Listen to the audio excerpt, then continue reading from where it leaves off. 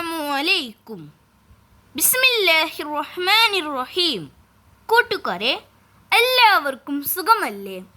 ഇന്ന് നമ്മൾ നോക്കാൻ പോകുന്നത് ക്ലാസ് 4 തജ്വീദുൽ ഖുർആൻ 8ാം പാഠം തദ്രീബാത്താണ്. തദ്രീബാത്ത് നോക്കുന്നതിന് മുമ്പ് നമുക്കാദ്യം ഈ പാഠമൊന്ന് മനസ്സിലാക്കാം. വീഡിയോയിലേക്ക് പോകുന്നതിന് മുമ്പ് ചാനൽ സബ്സ്ക്രൈബ് ചെയ്യാതെയുണ്ടെങ്കിൽ ഒന്ന് സബ്സ്ക്രൈബ് ചെയ്യണം, എന്നെ സപ്പോർട്ട് ചെയ്യണം.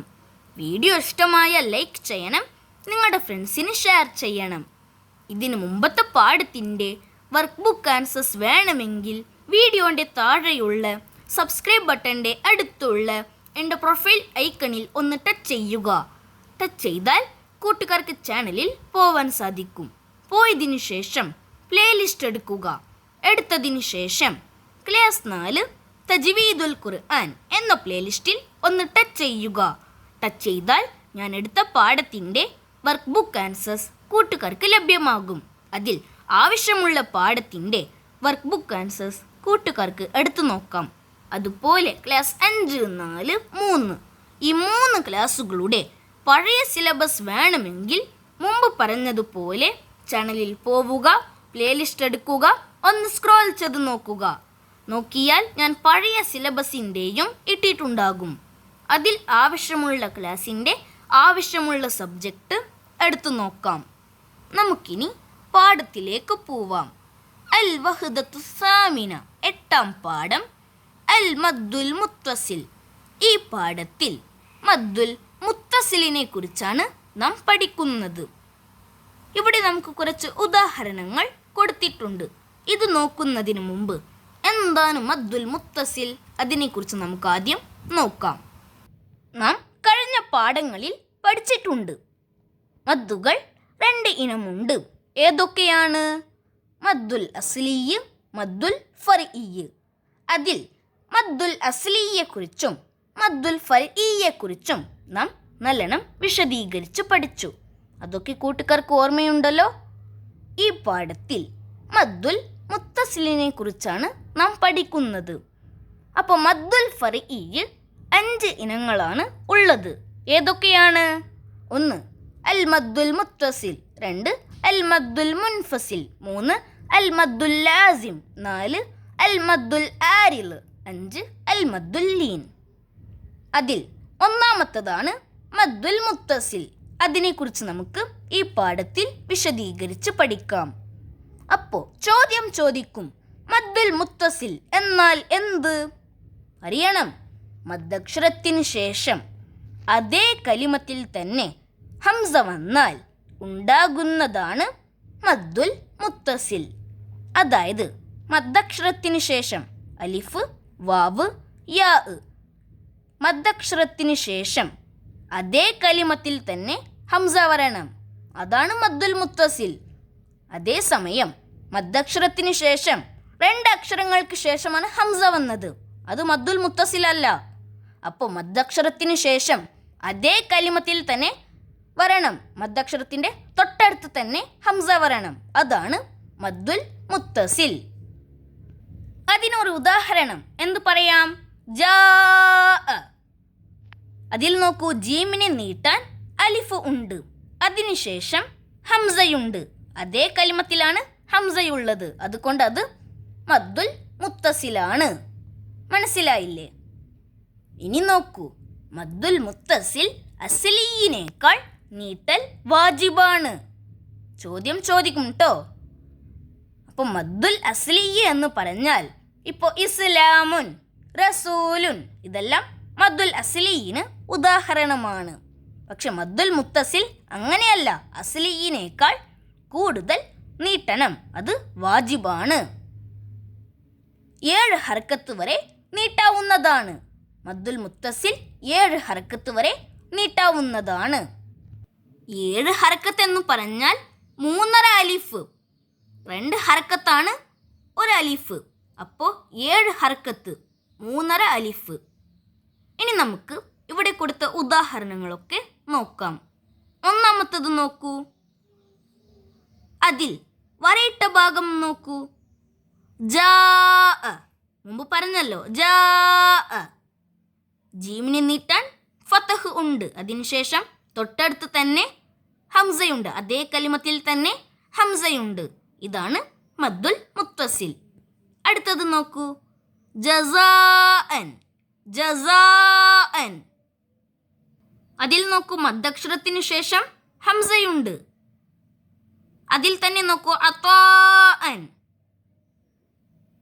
ഇതെല്ലാം മദ്ദക്ഷരമായ അലിഫിന് ശേഷം വരുന്ന ഹംസയാണ്.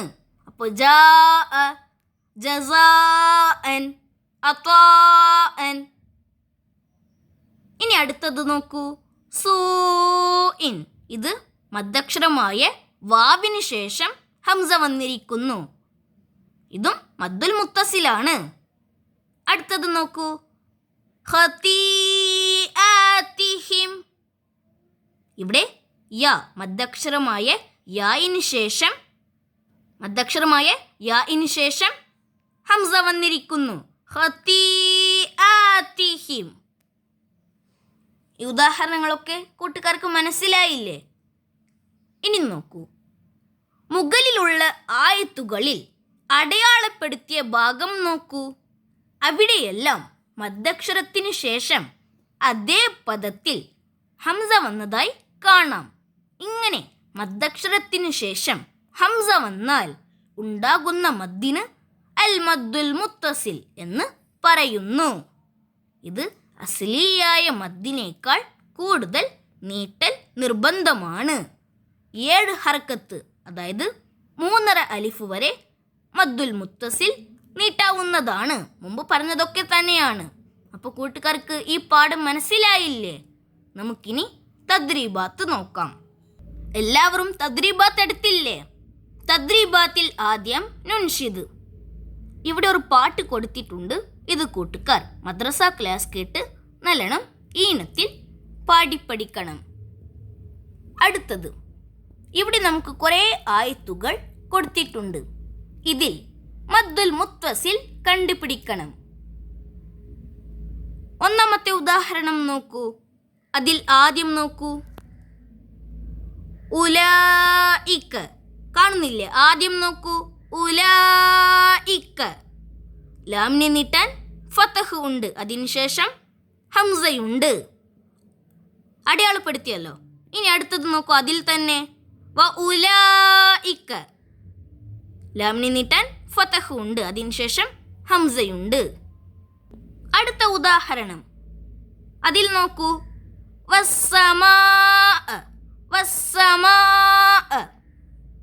മീമിനെ നീട്ടാൻ ഫതഹ് ഉണ്ട്. അതിനുശേഷം ഹംസയുണ്ട്. അതിൻ്റെ അടുത്ത് തന്നെ നോക്കൂ, ബിനാഅൻ. നൂനിനെ നീട്ടാൻ ഫതഹ് ഉണ്ട്. അതിനുശേഷം ഹംസയുണ്ട്. അടുത്തത് മിനസ്സമായി. മിനസ്സമായി. മീമിനെ നീട്ടാൻ ഫതഹ് ഉണ്ട്. അതിനുശേഷം ഹംസയുണ്ട്. അതിൽ തന്നെ അവസാനം നോക്കൂ, മാഅൻ. ഇതെല്ലാം മദ്ദുൽ മുത്തസിലാണ്. അടുത്തത് മിനൽ അംബാഇ. മിനൽ അംബാഇ. ബായിനെ നീട്ടാൻ അലിഫ് ഉണ്ട്. അതിനുശേഷം ഹംസയുണ്ട്. അതിൻ്റെ താഴെ നോക്കൂ, അബ്നാഅന. അബ്നാഅന. നൂനിനെ നീട്ടാൻ അലിഫുണ്ട്. അതിനുശേഷം ഹംസയുണ്ട്. അടുത്തത് വ അബ്നാഅക്കും. അടുത്തത് വനിസാഅന. വനിസാഅന. സീനിനെ നീട്ടാൻ അലിഫുണ്ട്. അതിനുശേഷം ഹംസയുണ്ട്. അതിൻ്റെ അടുത്ത് നോക്കൂ, വനിസാഅക്കും. അടുത്തത് സീഅത്ത്. സീഅത്ത്.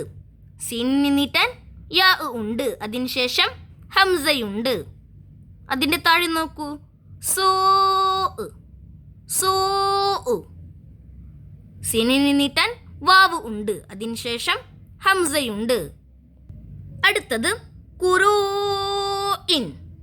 റായിനെ നീട്ടാൻ വാവ് ഉണ്ട്. അതിനുശേഷം ഹംസയുണ്ട്. അടുത്തത് ഇല്ലാഇ. ലാമിനെ നീട്ടാൻ ഫതഹ് ഉണ്ട്, അതിനുശേഷം ഹംസയുണ്ട്. അടുത്തത് അത് ഇയാഅക്കും. അത് ഇയാഅക്കും. യായിനി നീട്ടാൻ അലിഫുണ്ട്, അതിനുശേഷം ഹംസയുണ്ട്. അബ്നാഅക്കും. അടുത്തത് ലി ആബാഇഹിം. ബായിനി നീട്ടാൻ അലിഫുണ്ട്, അതിനുശേഷം ഹംസയുണ്ട്. അടുത്തത് ആബാഅഹും. എല്ലാവരും കൊടുത്ത ആയത്തിൽ മദ്ദുൽ മുത്തസിൽ അടയാളപ്പെടുത്തിയല്ലോ. അടുത്ത പേജ് നോക്കൂ. നംല ഉൽ ഫറാഉ, വിട്ട ഭാഗം പൂരിപ്പിക്കുക. ഒന്നാമത്തത്, മദ്ദുൽ മുത്തസിൽ ഡേഷ് മദ്ദിനേക്കാൾ കൂടുതൽ നീട്ടൽ നിർബന്ധമാണ്. പൂരിപ്പിക്കേണ്ടത് അസ്ലിയായ. രണ്ടാമത്തത്, മദ്ദുൽ മുത്തസിൽ ഡേഷ് ഹറക്കത്ത് വരെ നീട്ടാവുന്നതാണ്. പൂരിപ്പിക്കേണ്ടത് 7. മൂന്നാമത്തത്, മദ്ദക്ഷരത്തിന് ശേഷം ഡേഷ് പദത്തിൽ ഹംസ വന്നാൽ മദ്ദുൽ മുത്തസിൽ ഉണ്ടാകും. പൂരിപ്പിക്കേണ്ടത് അതേ പദത്തിൽ. നാലാമത്തത്, ഒരലിഫ് എന്നാൽ ഡേഷ് ഹറക്കത്താണ്. 2. ഇനി അടുത്തത് തഹ്സീസ്. സൂറത്ത് യാസീൻ പാരായണം ചെയ്യണം. അതിൽ മദ്ദുൽ മുത്തസിൽ അടയാളപ്പെടുത്തണം, കണ്ടുപിടിക്കണം. മുമ്പ് കണ്ടുപിടിച്ചതുപോലെ കൂട്ടുകാർ സൂറത്ത് യാസീൻ പാരായണം ചെയ്ത് മദ്ദുൽ മുത്തസിൽ കണ്ടുപിടിക്കണം. കൂട്ടുകാർക്ക് ഈ പാഠത്തിന്റെ തദ്രീബാത്ത് മനസ്സിലായില്ലേ? ഇൻഷാ അല്ലാഹ് അടുത്ത സബ്ജക്റ്റുമായി നമുക്ക് വീണ്ടും കാണാം. അപ്പോൾ എല്ലാവർക്കും അസ്സലാമു അലൈക്കും വറഹ്മത്തുള്ളാഹി തആല വബറകാതുഹു.